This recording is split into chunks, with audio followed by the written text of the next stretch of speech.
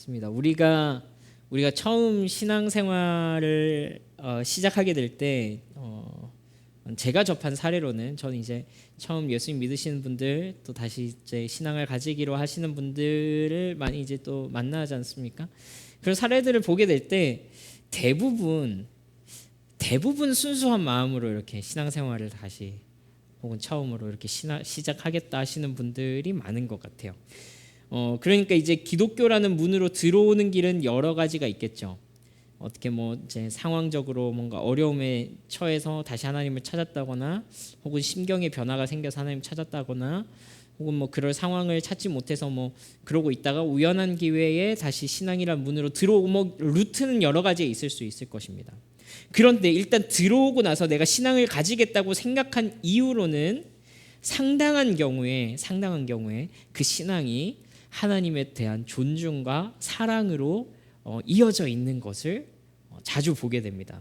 그래서 사실 이제 우리의 신앙이라는 것이 흔들리거나 우리의 믿음의 위기를 느낄 때 우리가 끊임없이 돌아가야 하는 것은 우리가 처음 하나님을 마주했을 때의 그 은혜로 돌아가야 된다라는 것입니다. 우리가 처음 그 하나님을 따르기로, 예수님을 믿기로, 그분께 내 삶을 드리기로 결정했을 그때를 우리가 기억하는 것이 꽤나 중요하다라는 거예요. 여러분이 처음 신앙을 가졌을 때, 그리고 어떤 그 하나님이라는 실존과 혹은 말씀을 통해서 내가 이분을 따라가야 되겠다라는 결정을 했을 때, 여러분이 이렇게 하지 않으신 거 제가 너무 잘 알고 있습니다. 거래를 하지 않으셨습니다, 여러분. 하나님, 내가 믿어드릴게요. 내가 믿어드릴 테니까 하나님 나 축복해 주세요. 하나님, 내가 하나님 믿어드릴 테니까, 나 하나님 의지해드릴 테니까 하나님은 나한테 뭐 해주실래요? 이런 식으로 신앙생활을 시작하지 않으셨잖아요. 그죠? 제가 다 알고 있습니다. 너무 잘 알고 있습니다. 그러니까 요것은요, 어떤 감정적인 혹은 종교적인 어떤 격정만을 의미하는 것은 아닙니다. 이것은 굉장히 각 사람에게 독특하게 나타나는 것입니다. 일반화시킬 수 없습니다. 그러나 분명한 것은요, 우리가 이 은혜를 경험한 기억이 있다라는 거예요. 여기서 이제 제가 은혜라고 한 이 단어를 쓴 이유는, 제가 이제 예전 시간 때 은혜가 무엇이냐, 자격 없는 자에게 값없이 주신 하나님의 선물이다, 성경의 용례에서 그렇게 쓰이지만 우리가 통상적으로 기독교 문화 안에서 은혜라는 용례를 이런 식으로 쓰거든요. 하나님께서 나에게 그런 은혜를 주셨다, 느낌 오시죠? 이렇게 우리가 이제 쓰잖아요. 하나님이 말씀을 깨닫게 하셨어요. 하나님이 내가 이성적으로 납득이 돼서가 아니라 이 말씀에 내 마음을 드리게 했어요. 그리스도를 의지하게 하셨어요. 혹은 어떤 사람들은 굉장한 감정적인 격변을 일으키면서 하나님을 따라가야 되겠다라는 그런 식으로 찾아오시기도 하고, 어떤 사람들은 너무나도 자연스럽게 하나님께 스며드는 그런 경험을 하기도 한다는 거예요. 근데 어쨌건 간에 우리가 모두 다 그 하나님께 우리가 신앙으로 들어오는 여정 가운데서 그런 은혜를 주신 경험들을 하고 있다라는 것입니다. 오늘 말씀에서도요, 그런 다윗의 이 고백이 이어집니다. 이 오늘 다윗의 이 시편은요, 하나만 넘겨주시겠습니까? 다윗이 유대 광야에 있을 때 지었다고 하는 시입니다. 다윗이 유대 광야에 있을 때, 우리가 이제 첫 시간 때요, 사울을 피해서 이 광야의 동굴에 숨어 지냈던 다윗의 이야기를 함께 살펴봤습니다. 그렇죠? 근데 오늘도 다윗이 유대 광야에 있을 때래요. 근데 사실 이 시기가 정확히 어떤 시기인지 특정이 되지는 않습니다. 그런데 다윗이 이 광야로 도망 다녔던 적이 몇 번이 있거든요. 근데 오늘은 아마도 다윗이 왕이 되고 난 다음에, 이미 왕이 되고 나서 그 다음에 인생의 말년에 이 다윗의 아들이었던 압살롬이라는 왕자가 왕자의 난을 일으킵니다. 반역을 일으켜요. 세력을 규합해가지고 이 다른 아들들을 다 죽이고 본인이 왕위를 찬탈하려고 합니다. 그래서 심지어는 다윗의 후궁들을 다 유린하고, 어떻게 보면 자기의 어떤 양어머니들이죠, 그런 어떤 처참한 짓을 저지르고 아버지는 죽이려고 아버지의 신하였던 자들과 함께 다윗을 죽이러 쫓아오던 그때라고 추정할 수 있습니다. 왜냐하면 오늘 말씀의 9절에서 11절 말씀 때문인데, 제가 한번 읽어볼게요.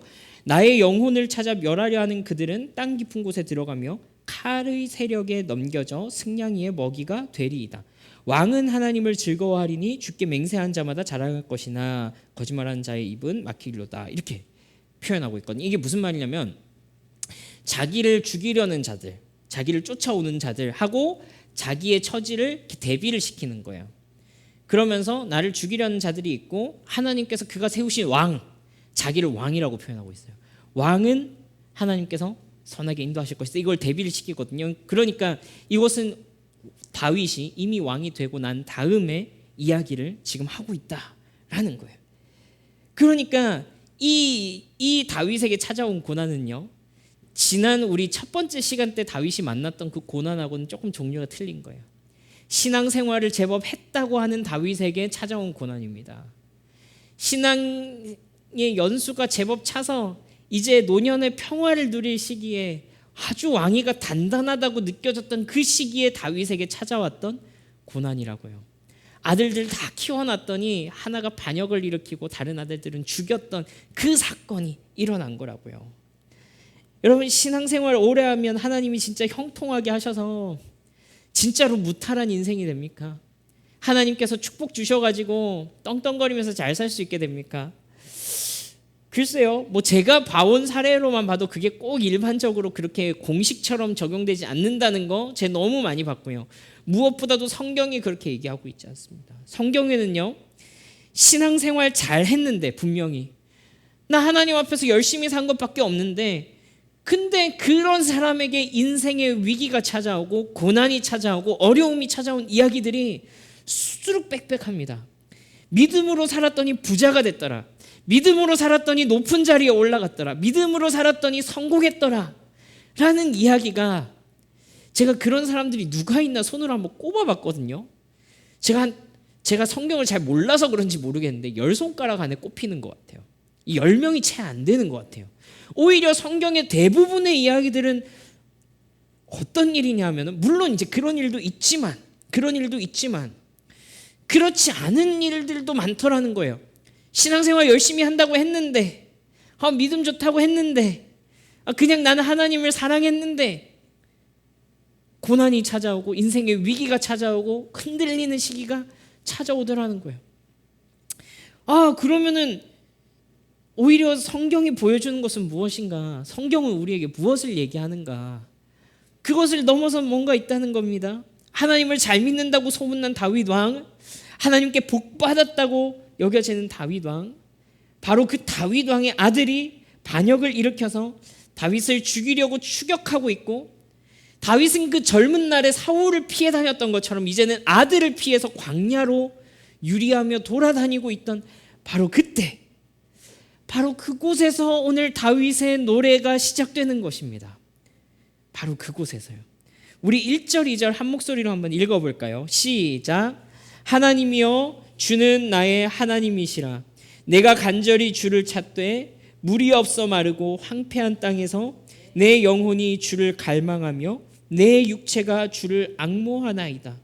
내가 주의 권능과 영광을 보기 위하여 이와 같이 성소에서 주를 바라보았다. 다윗이 10수년 만에 다시 도망치고 있는 이곳은 광야이지요. 광야.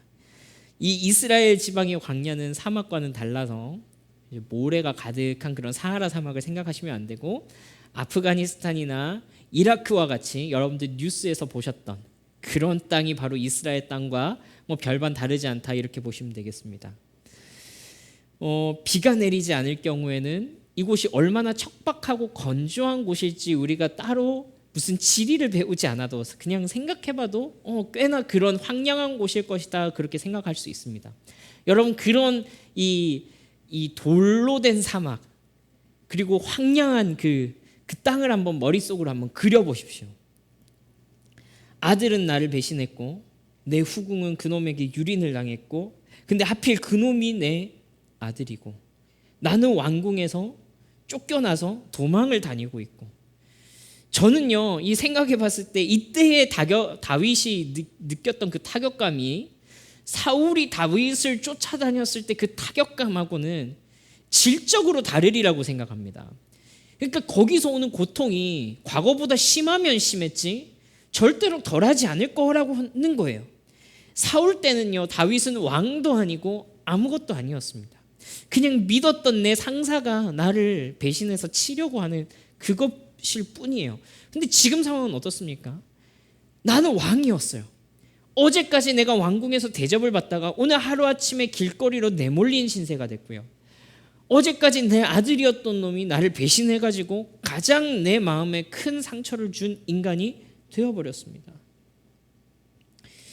이 당시에 다윗 왕이 이루고 있었던 이 이스라엘이라는 땅은요, 메소포타미아 지역에서 제법 자리를 잡은 나라였습니다. 이 이스라엘 역사 중에서 몇 안 되는 강성했던 시기 중에 하나가 바로 다윗 왕 때였어요.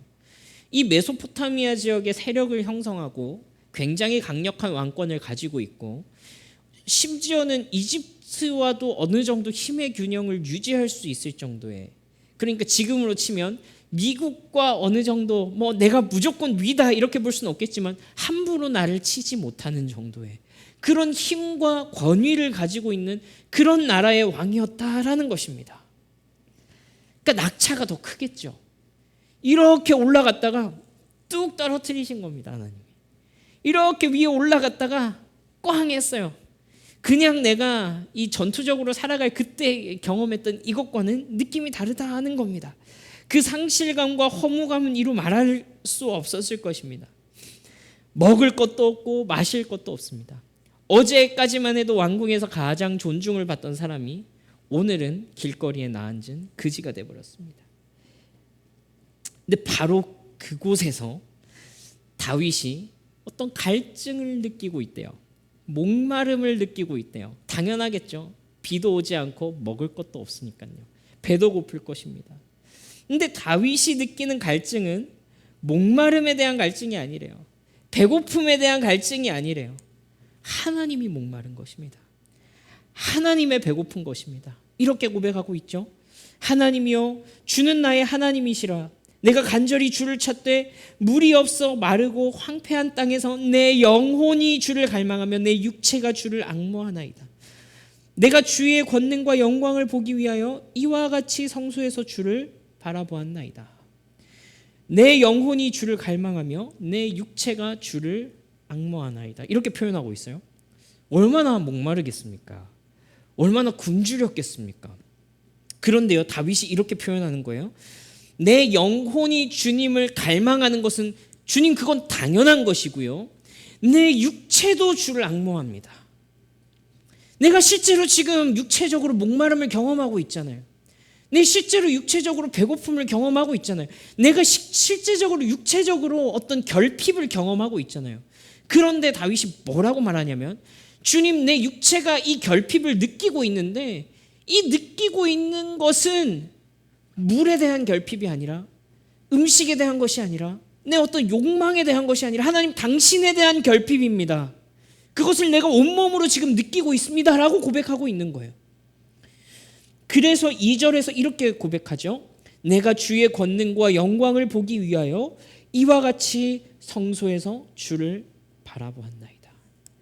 내가 주의 권능과 영광을 보기 위해서 이와 같이라고 말하고 있습니다. 이와 같이 성소에서 주를 바라보았나이다. 이게 무슨 말일까요? 여러분, 다윗은 지금 하나님의 영광을 갈망하고 있죠. 그분의 임재를 기대하고 있죠. 그분께서 다시 나를 찾아와 주시기를 정말 간절히 기다리고 있습니다. 왜요? 내 영혼이 메말랐기 때문입니다. 내 영혼이 갈급하기 때문에 그렇습니다. 그래서 어떻게 하나님을 바라보고 있습니까? 이와 같이 바라보고 있습니다. 이와 같이. 무슨 말이냐면요, 바로 그 다윗이 예배하던 그곳에서처럼, 다윗이 하나님을 만났던 성소에서처럼 지금 하나님을 그와 같이, 이와 같이 예배하고 있다, 이 말이에요. 하나님의 임재를 경험했던 곳, 하나님의 은혜를 경험했던 곳, 하나님이 함께 하신다고 여겨졌던 그 성소, 그 하나님의 성전, 어떤 특정한 내 예배의 장소, 내 예배의 기억, 어쩌면 우리가 오늘 주님을 만나고 있는 이곳, 그곳에서처럼 하나님, 내가 지금 이와 같이 하나님을 찾고 있습니다라고 얘기를 하는 거예요. 그와 같이, 그때와 같이 하나님을 앙망하고 열망하고 예배하고 있습니다. 어디에서요? 바로 물이 없고 황폐한 이 땅에서, 광야에서, 마치 성소에서 예배드렸던 그때처럼 하나님을 찾고 있다라는 거예요. 그러니까 조금 의역하면 이렇게 표현할 수 있겠죠. 하나님, 내가 당신의 영광을 보기 위해서 지금 광야에서 하나님 당신을 예배하고 있습니다. 아무런 구조물도 없는 이곳, 어떠한 성전이라고 여겨질 만한 건덕지가 없는, 그저 물도 없고 먹을 것도 없고 황폐해 있는 이 결핍의 장소에서 주님, 내가 성소에서 당신을 갈망했던 것처럼 그와 같은 마음으로 예배하고 있습니다. 하나님, 내가 예전에 성소에서도 이렇게 내가 주님 예배하지 않았습니까? 주님, 내가 성소에서 그렇게 예배할 때 주님 날 만나 주셨잖아요. 주님 그때 날 찾아와 주셨잖아요. 주님 나에게 확신을 주셨잖아요. 당신의 임재를 경험하게 하셨잖아요. 하나님, 나 지금도 이 광야에서 똑같이 하나님 예배하고 있습니다. 장소는 중요하지 않습니다. 상황은 중요하지 않습니다. 그때나 지금이나 동일한 갈망, 동일한 목마름, 당신을 향한 사랑으로 주님, 하나님 당신을 찾고 있습니다 라는 고백을 하는 것입니다. 내가 지금 광야에 있는 것이 중요한 것이 아닙니다. 중요한 것은 나는 지금 하나님 당신이 너무나도 필요하다는 것입니다. 주님 당신을 갈망합니다 라는 이 고백을 드리고 있는 거예요. 그리고 다윗의 노래가 이렇게 이어지는 것입니다. 저와 여러분들이 번갈아 가면서 읽습니다. 주의 인자하심이 생명보다 나음으로 내 입술이 주를 찬양할 것이라.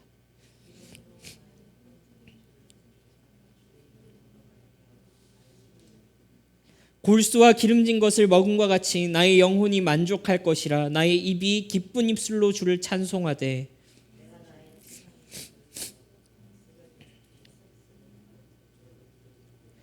함께 읽습니다. 주는 나의 도움이 되셨음이라. 내가 주의 날개 그늘에서 주를 즐겁게 부르리이다.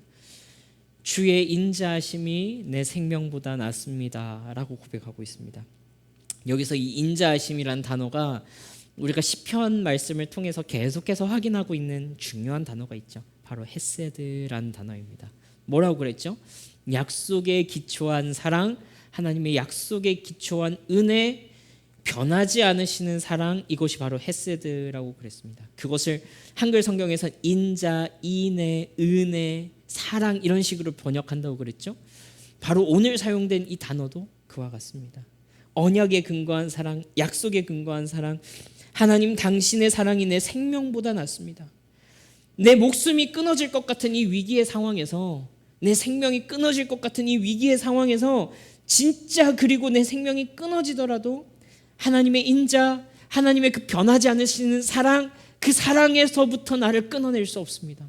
하나님의 사랑이 내 생명보다 더 강력하십니다. 더 크십니다 라는 고백을 하고 있는 것입니다. 그리고 이 영광을 마주한 다윗은요, 5절 말씀에서 이 허기진 배를 움켜잡고 이 찬양 가운데, 이 예배 가운데 임재하시는 그 하나님의 영광을 경험하면서 주님, 내가 만족스럽습니다.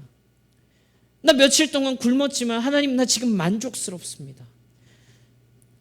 내가 마치 기름진 것을 먹은 것 같습니다. 골수를 먹었다 그러니까 저는 그 등갈비찜 같은 게 생각나더라고요. 그 골수잖아요.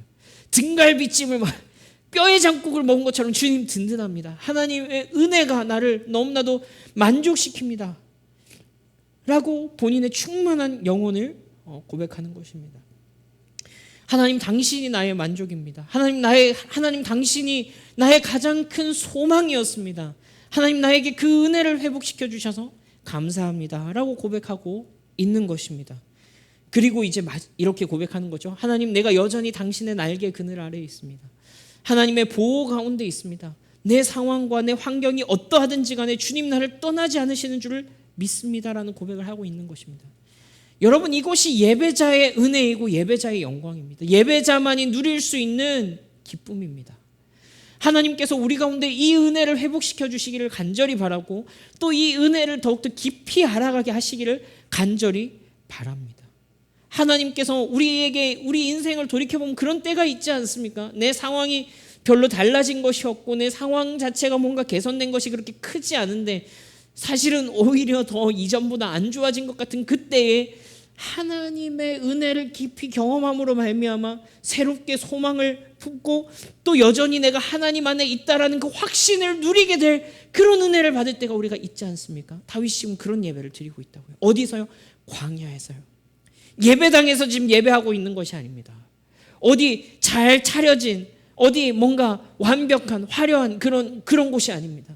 가장 척박한 그 일상, 가장 처참한 일상, 모든 것이 망가져버린 그 현실 속에서 하나님을 그와 같이 예배하고 있는 것입니다. 그리고 하나님께서는 그 가운데서 만나주시고 마치 성소에서 내가 처음 하나님 만났을 때 내가 예배했을 때 그 추억의 장소에서 하나님께서 나를 감격시키셨을 때에 그때와 같은 은혜를 바로 그 광야에서 그 척박한 곳에서 그 목마름 속에서 그 배고픔 속에서 경험하게 하시고 주님 나는 여전히 당신의 날개 아래에 있습니다 라고 고백하게 하시는 그 은혜가 여기 있는 것입니다. 내가 골수와 기름진 것을 먹은 것처럼 주여 만족하나이다 라고 고백하게 하시는 것입니다.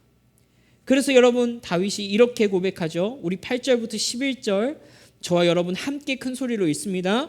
나의 영혼이 주를 가까이 따르니 주의 오른손이 나를 붙드시거니와 나의 영혼을 찾아 멸하려 하는 그들은 땅 깊은 곳에 들어가며 칼의 세력에 넘겨져 승냥이의 먹이가 되리이다.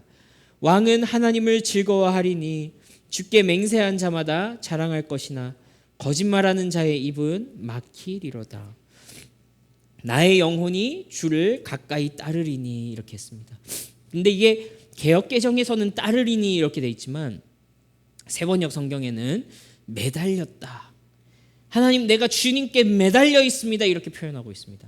사실 이 매달리다라는 표현은 어떤 그 성경의 다른 부분에서는 성적인 표현으로 쓰이기도 할 정도로 굉장히 밀접한 관계, 부부가 서로가 서로에게 완전히 매달려 있는 그런 상태를 가리키는 단어로도 이 단어를 사용하고 있습니다. 그러니까 다윗이 하나님께 그와 같이 붙어 있다고요. 하나님 앞에 완전히 착 밀착돼 있다고요. 내가 다른 것 의지하지 않습니다.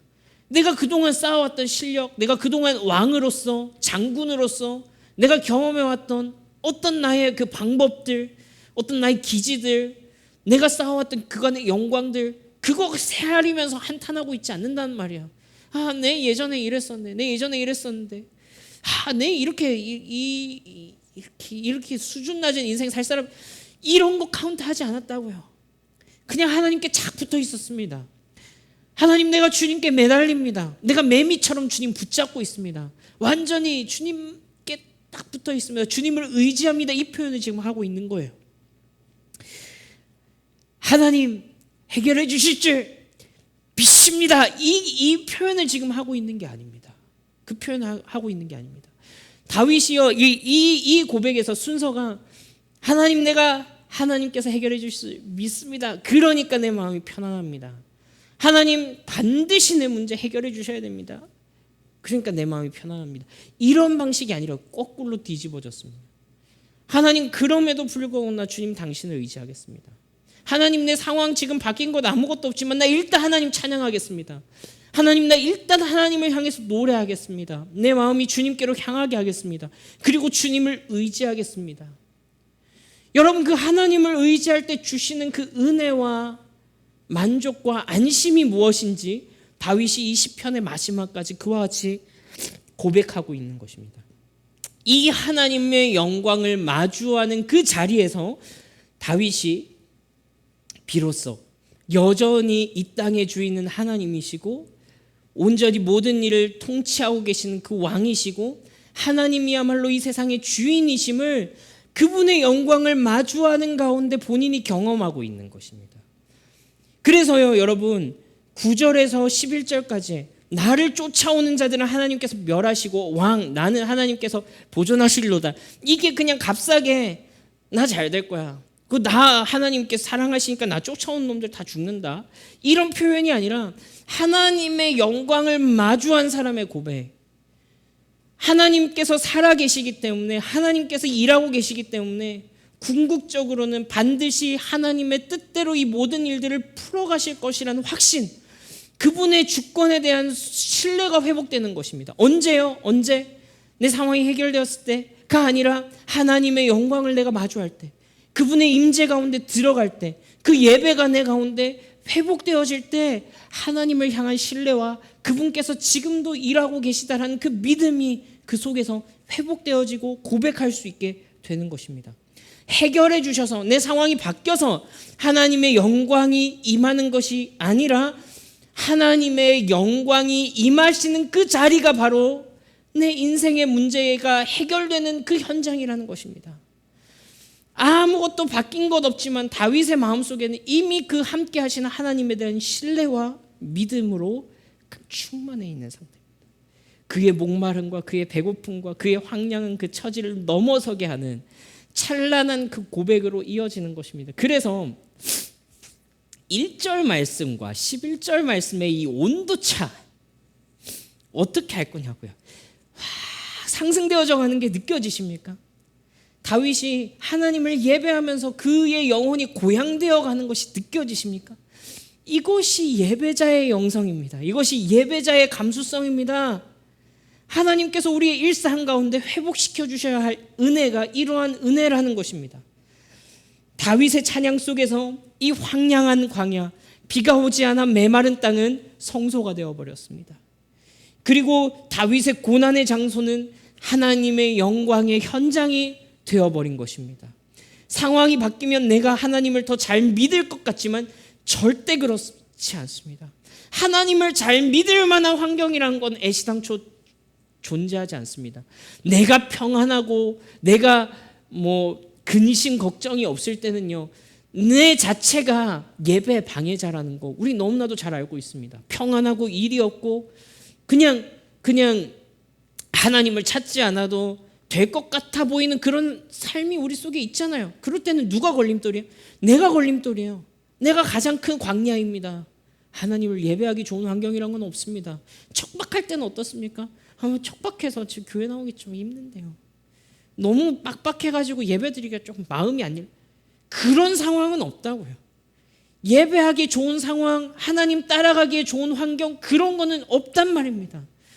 오히려 상황이 변해서가 아니라 하나님께서 내 삶 가운데 그분의 영광을 드러내 보여주실 때, 기쁠 때나 슬플 때나 그분의 임재가 내 삶 가운데 함께 할 때, 그것과 함께 충만해질 때, 그때 상황을 뚫고 예배하게 나오는 예배자들이 있을 뿐이지, 예배하기 좋아서 모든 상황이 다 갖춰져서 예배하는 사람 없다라는 말입니다.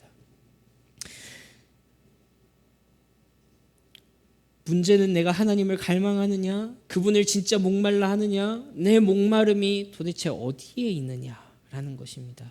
사람들은 누구나 다 목마름을 쫓아갑니다. 내가 갈망하고 있는 그것을 해결하려고 쫓아다니는 것이 인간의 인생입니다. 불교에서 보면은 이 악귀지옥이라는 것이 있죠. 자기의 욕망, 그 악귀에도 나오잖아요, 그렇죠? 보셨습니까? 되게 재밌는데.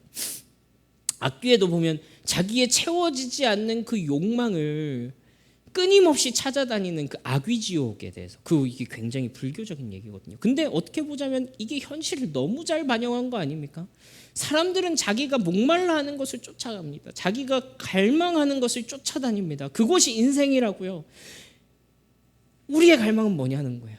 하나님을 따라간다라고 하는, 하나님 사랑한다라고 하는 우리의 갈망은 뭐냐고요. 그분을 의지하고 싶다라는 우리의 갈망은 뭐냐고. 진짜 우리의 갈망이 하나님 그분 자신에게 있나요? 아니면은 여전히 우리의 인생의 갈망들을 쫓아서 나 목마릅니다, 나 배고픕니다, 지금 내가 메마른 광야 가운데 있습니다라고 하나님께 불평불만을 늘어놓는 인생인가요? 그런 것입니다. 다윗과 같이 위기의 상황에 있습니까? 여러분들이 하나님을 만난 그때로 돌아가야 됩니다.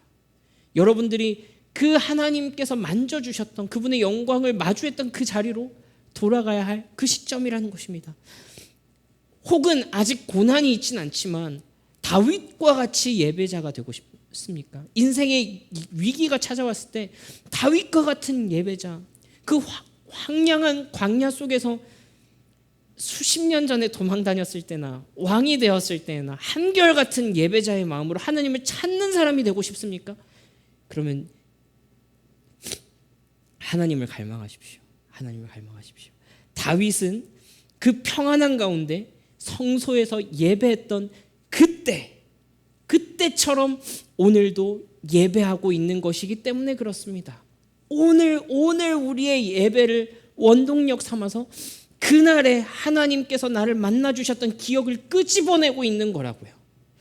광야에서 다윗의 노래는요, 이미 어떻게 보자면 그가 그 일상의 성소 가운데서 드렸던 그 평안할 때에 하나님을 찾았던 그 예배로부터 시작이 된 것입니다.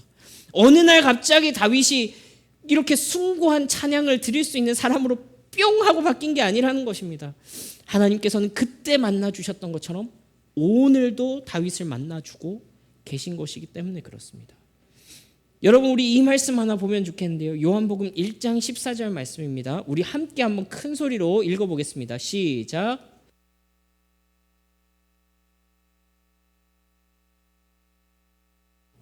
독생자의 영광이요 은혜와 진리가 충만하도록. 여러분, 사실 우리는요 다윗보다 더 확실한 성소를 가지고 있습니다. 말씀이 육신이 되어 우리 가운데 거하시매라고 했는데 제가 몇 번 설명드렸습니다만 여기서 거하시매라는 단어가 히브리어에 대응하는 단어가 장막을 치다라는 단어입니다. 마치 광야에서 장막을, 하나님의 임재가 멈추는 곳에 장막을 펼치셨던 것처럼 그 하나님의 영광 그 자체가 오셔서 우리와 함께 사셨다, 장막을 치셨다, 사셨다, 이런 표현으로 거하심에, 거한다는 말이 이제 살았다 이 말이잖아요. 살았다, 이런 단어로 이제 표현이 되는 것입니다. 예수님은 누구시냐면요, 우리 가운데 텐트를 펼치신 하나님의 성소이십니다.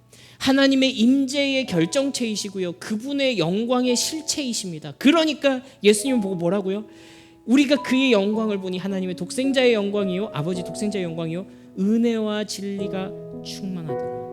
하나님의 영광을 예수 그리스도를 통하여서 보는 것입니다. 그를 통하여서 하나님의 사랑의 크기를 보는 것입니다. 그 예수님을 통하여서 우리는 하나님의 은혜가 얼마나 강력한지 그 끊을 수 없는 인자, 헷세들을 우리가 예수님을 통하여서 보게 되는 것입니다. 그래서 여러분, 우리는 예수 그리스도 안에서 참된 그 성소의 성막의 은혜를 경험하게 됩니다. 우리가 이 공동체 예배를 통해 가지고 경험하게 되는 것이 무엇입니까? 이 십자가의 은혜, 우리를 자녀 삼으셔서 여전히 하나님께서 예배자로 우리를 이곳 가운데 불러 모으셨다는 그 감격, 그 은혜가 매주일 반복되는 거지 않습니까? 그러니까 예수님과 우리를 떼놓고서는 이 예배를 설명할 수가 없습니다. 근데 문제는 그 예수님께서 평일에도 일상 가운데도 여러분을 떠나지 않고 계속해서 함께 하신다라는 거예요. 그래서 여러분, 우리는요 오늘 우리의 드리는 예배를 소중하게 생각해야 됩니다. 우리가 얼마나 완벽한 환경에서 얼마나 이 잘 짜여진 예배를 드리는가, 물론 그것도 중요할 수 있습니다만 그게 본질은 아니라는 거예요. 이곳 가운데 하나님의 임재가 머물고 있는가, 그분께서 우리 각 사람 가운데 말씀하신 그 은혜를 경험하는가, 예수 그리스도의 십자가의 사랑이 우리 가운데 함께 거하시는 그 은혜가 우리의 눈으로 그의 진리와 영광을 보고 있는가, 그것이 우리 가운데 실체로 다가올 때 이 예배가 이어져 가는 것입니다. 내가 그 특별한 예배의 순간에 하나님을 만났던 것처럼 우리가 이 정해진 아주 일상적인 아주 당연한 이 예배의 순간에 우리가 하나님을 만났던 것처럼 내 이제 일상의 상황들 가운데서도, 광야 같은 내 인생 가운데서도, 물이 없어 척박해 보여서 황폐해 보이는 그곳 가운데서도 예배할 때 하나님, 내가 그때와 같은 은혜가 내 일상 가운데 이어지기를 원한다고. 그곳 가운데서 내가 바라보는 것은 황량하고 황폐한 광야 같을지라도 하나님, 이곳을 성소로 바꾸시는, 이곳을 하나님의 임재의 자리로 바꾸시는, 하나님의 영광의 장소로 바꾸시는 그 하나님의 은혜를 나의 일상 가운데서, 나의 방에서, 나의 직장에서, 나의 테이블에서 하나님께서 느낄 수 있게 해주시기를 기도한다고 그 고백이 이어지는 것입니다. 마지막으로 우리 오늘 들은 말씀을 생각하면서요, 이 말씀 우리 같이 한번 읽어보면 좋겠거든요. 우리 이렇게 한번 읽어봅시다. 함께 고백해봅시다. 시작. 하나님이여 나의 하나님이시라. 내가 간절히 주를 찾되 물이 없어 마르고 황폐한 땅에서 내 영혼이 주를 갈망하며 내 육체가 주를 앙모하나이다. 내가 주의 권능과 영광을 보기 위하여 이와 같이 성소에서 주를 바라보았나이다. 주의 인자하심이 생명보다 나음으로 내 입술이 주를 찬양할 것이라. 이러므로 나의 평생에 주를 송축하며 주의 이름으로 말미암아 나의 손을 들리이다. 골수와 기름진 것을 먹음과 같이 나의 영혼이 만족할 것이라. 나의 입이 기쁜 입술로 주를 찬송하되 내가 나의 침상에서 주를 기억하며 새벽에 주의 말씀을 작은 소리로 읊조릴 때에 하오리니 주는 나의 도움이 되셨음이라. 내가 주의 날개 그늘에서 즐겁게 부르리이다. 나의 영혼이 주를 가까이 따르니 주의 오른손이 나를 붙드시거니와 나의 영혼을 찾아 멸하려 하는 그들은 땅 깊은 곳에 들어가며 칼의 세력에 넘겨져 승냥이의 먹이가 되리이다. 왕은 하나님을 즐거워하리니 주께 맹세한 자마다 자랑할 것이나 거짓말하는 자의 입은 막히리로다. 아멘. 우리 이 말씀을 기억하면서요, 우리 찬양 이후에 이렇게 기도하면 좋겠는데요. 우리 첫 번째로는요, 우리의 늘 드리는 이 예배를 위하여서 기도합시다. 오늘 우리의 예배는 이제 가운데 지점을 넘어서 이제 끝을 향해서 다가가지만 또 이곳에서 예배드릴 겁니다. 여러분이 이 예배 자리에 나오면서 어떤 기대를 나오고 계십니까? 그냥 종교 활동을 위해서 어떤 이것이 기독교인의 의무이기 때문에 나오시는 것입니까? 아니요, 그렇지 않습니다. 그것 이상입니다. 이곳 가운데서 우리는 하나님의 임재를 경험하기를 원하는 것입니다. 하나님의 영광을 보기를 원하는 것입니다. 내가 잊고 살았던 그 하나님의 말씀, 그 거룩한 감정이 다시 일깨워지기를 바라는 것입니다. 이 예배가 우리의 모든 예배의 전부라는 뜻이 아니라 이 작은 순간이 내 인생의 모든 내 삶의 예배의 처음 시작이라는 말입니다. 그러니까 이 예배가 무너지면 내 삶의 예배 보장하기가 실질적으로 어렵다는 거 우리가 고백적으로 알게 됩니다. 그래서 우리가 이 예배를 소중하게 생각하는 거예요. 그렇습니다. 그래서 하나님, 우리가 이 예배 가운데 나올 때 하나님의 영광을 마주하는 은혜를 주십시오. 이곳 가운데 우리가 드린 이 예배를 통하여서 하나님의 은혜를 경험하는 그런 기대와 소망이 풍성한 그런 예배가 될 수 있도록 도와달라고 우리의 예배를 놓고 그렇게 기도해 주시고요. 두 번째로는요, 그것으로부터 시작해서 하나님, 나의 일상 가운데 이 찬양이 터져 나오는 은혜를 허락해 주십시오. 광야 같은 상황, 비가 오지 않아서 메마른 땅, 먹을 것이 없어서 굶주린 그곳 가운데서 하나님으로 말미암아 만족하는 그것이 나의 일상이 되게 해 주십시오. 교회에서만 누리는, 예배당에서만 누리는 하나님의 은혜가 아니라 주님, 그것이 나의 일상으로 이어지는 그 하나님의 은혜가 되게 해주십시오. 그리고 혹시 여러분 가운데 고난 가운데 있는 분이 계십니까? 어려움 중에 계신 분이 있습니까?